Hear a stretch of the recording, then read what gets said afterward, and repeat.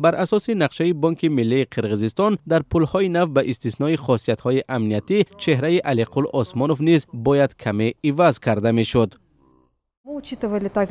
از این پیشتر ساکنان شکایت داشتند که عکس چندان روشن نیست. برای همین ما تصمیم گرفتیم که به نسخه عنعنوی تهیه پول برگردیم و عکس را دستی حکاکی نمودیم.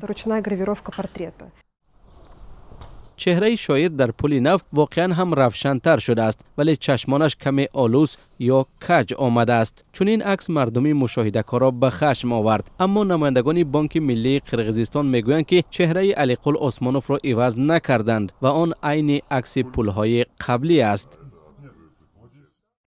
اما با این هم تعداد افراد ناراضی از عکس نوی عثمانوف زیاد میشوند.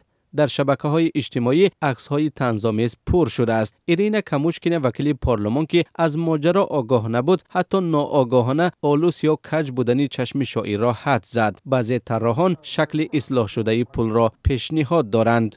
Здесь глаза немножко невнятные и видно, что در اینجا چشمانش چندان روشن انعکاس نشده است. معلوم است که پیلک چشمان پایینند. ما پیلک را کمی بالا و چشمان را کلانتر کردیم. توسط فتوشاپ این کار را انجام دادن مشکل نیست، ولی در نرم افزار سرور یا اکسنت را که بانک معمولا از آنها استفاده می‌کند چنین امکانیت وجود ندارد.